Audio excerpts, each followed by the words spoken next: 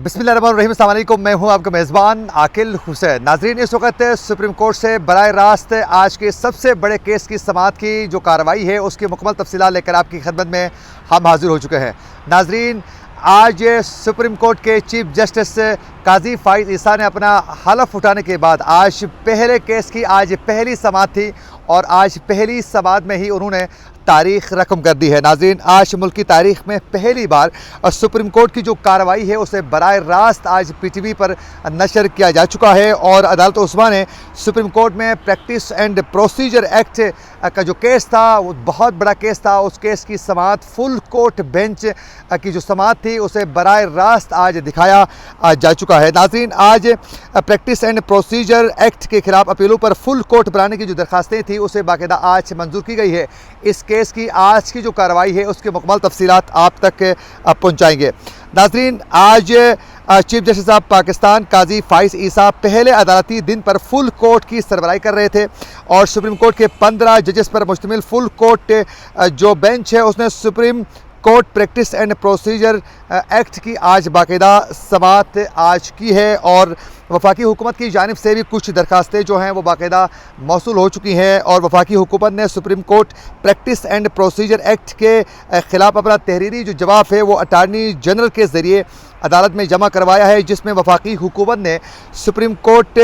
Practice and procedure act के ख़िलाफ़ दरखास्तें मुस्तरद करने की बाकायदा अपील की है। जितने भी प्रैक्टिस एंड प्रोसीजर जो एक्ट है उसके ख़िलाफ़ जितनी भी दरखास्तें दायर की जा चुकी है वफाकी हुकूमत की जानिब से बाकायदा उन्हें मुस्तरद करने की अपील और इस्तदा जो है वो की जा चुकी है। नाज़रीन, आप लोगों को मालूम होगा कि सुप्रीम कोर्ट के 8 रुकनी बेंच ने प्रैक्टिस एंड प्रोसीजर जो एक्ट था उसे 13 अप्रैल को उस पर अमल दरामद जो है वो रोका था। Supreme court practice and procedure act मुफाद आमा के मुकदमात में चीफ जस्टिस के इख्तियारात को तकसीम करने से मुतल्लिक है, जिसमें चीफ जस्टिस बराह रास्त अकेले कोई भी केस का फ़ैसला या सो मोटू नहीं ले सकेगा। उसमें जब भी उन्हें कोई भी फ़ैसला लेना हो या फिर सो मोटू लेना हो तो बाकायदा उस पर कम से कम 2 सीनियर जजेस पर मुश्तमिल जो है कमेटी तश्कील दी जाएगी। वो फैसला करेगी कि किस केस में कब कहाँ सो मोटू लेना है। तो नाज़रीन, आज की जो कार्रवाई हो चुकी है उसमें चीफ जस्टिस ऑफ पाकिस्तान ने दलाइल दोबारा से उन्होंने बाकायदा शुरू किए थे। आज इस समाअत का आगाज़ होते ही नाज़रीन, चीफ जस्टिस ऑफ पाकिस्तान काजी फ़ाइज़ ईसा ने पूछा कि 9 दरखास्तें हैं और वकला कौन कौन है।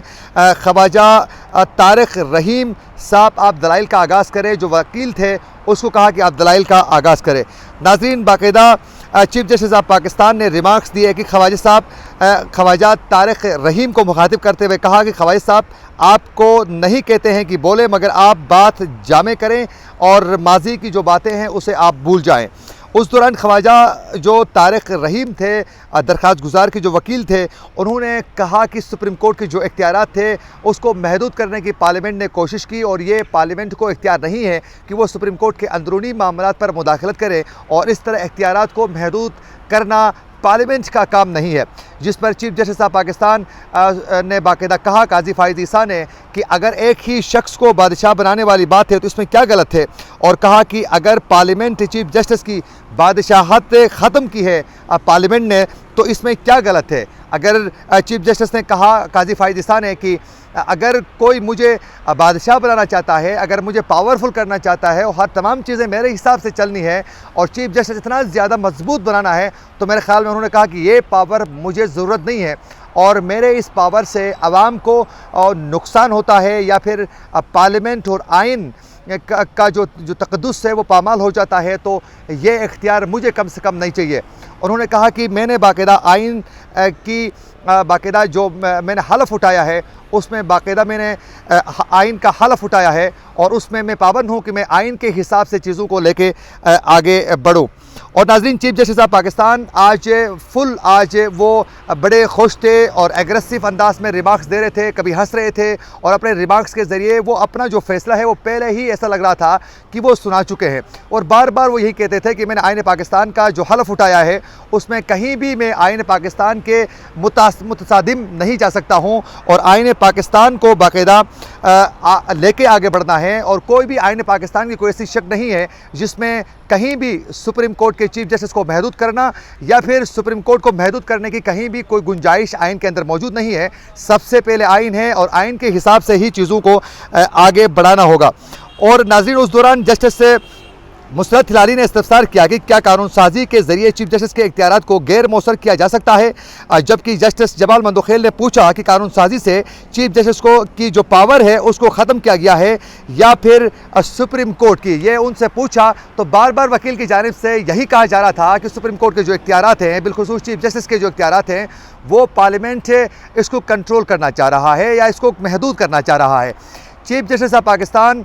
काजी फाइज ईसा ये पूछ रहे थे कि बिल्कुल आप हमारे पावर की ही बात कर रहे हैं, हमारे हक में ही कर रहे हैं, लेकिन ये बताएं कि क्या वो आइन के बरखिलाफ कोई चीज़ कर रहे हैं, ताकि हम उसी हिसाब से उस पर एक्शन लेने की पूरी कोशिश करेंगे। दौरान समाअत जस्टिस मुनीफ अख्तर का कहना था कि पार्लियामेंट कहती है कि 5 जजेस से कम केस नहीं सुन सकते। अगर कल पार्लियामेंट कहें कि फ़लाँ केस के 7 जजेस नहीं सुने तो क्या होगा। अमेरिका में जो रूल्स हैं और उसमें भी वाज़ेह है कि जो सुप्रीम कोर्ट के जो इख्तियारात हैं वो महदूद नहीं हो सकते हैं। और नाज़रीन, दौरान समाअत चीफ जस्टिस पाकिस्तान काजी फाइज ईसा ने इस्तफसार किया कि सुप्रीम कोर्ट कानून से क्या बाला है, ये कहाँ लिखा है। इसमें 2 बुनियादी बातें हैं। इस फैसले में जो लिखा है वो वकील वो आपकी दलील की मुनाफी कर रहा है। हमें आप डराए मत, आप दलाइल दें, क्योंकि वकील बार बार टोक रहे थे चीफ जस्टिस ऑफ पाकिस्तान को, बात मुकम्मल होने से पहले बोलने की कोशिश कर रहे थे वकील। उस दौरान चीफ जस्टिस ऑफ पाकिस्तान काजी फाइज ईसा ने कहा कि आप बात मुकम्मल करने दें, मुझे बोलने दें, उसके बाद आपको सुना जाएगा, आप बोलने दें। तो नाज़रीन, उस दौरान कहा कि आप जो हैं वकील का काम करें और इस फैसले के फ़लाँ सफ़े में क्या लिखा है वो आप बता दें। दरख्वास्त गुजार के जो वकील है इम्तियाज़ सिद्दीकी ने कहा कि अगर आप मुझे बोलने नहीं दिया जाएगा और तज़हीक होगी तो मैं जा रहा हूँ। जिस पर चीफ जस्टिस काजी फाइज ईसा बोले कि आप आवाम का ख्याल करें। इम्तियाज़ सिद्दीकी ने जवाब दिया कि मैं आवाम की ही बात कर रहा हूँ, मुझे बात ही करने नहीं दी जा रही है, तो फिर मैं चला जाता हूँ। उस दौरान चीफ जस्टिस ऑफ पाकिस्तान अपनी जब बात मुकम्मल करना चाह रहे थे तो बार बार वो बात कर रहे थे। चीफ जस्टिस जब बोल रहे थे तो उसके दौरान ही तो चीफ जस्टिस ने कहा कि आप बाद में बोलें, पहले हमारी बात मुकम्मल आप सुने, उसके बाद जो है आप बात ज़रूर कर सकते हैं। और बार बार चीफ जस्टिस ये उनको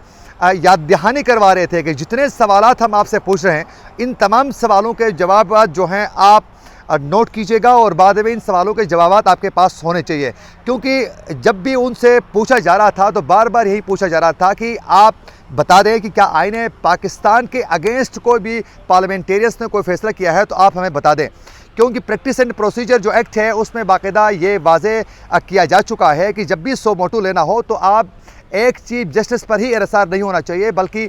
कम से कम सीनियर 2 जजेस साहिबान जो हैं उसमें शामिल होना चाहिए। और दूसरा ये कि जिसके खिलाफ जो डिसीजन आता है उसे अपील का भी हक हासिल होना चाहिए। और नाज़रीन, आप लोगों को मालूम होगा कि चीफ जस्टिस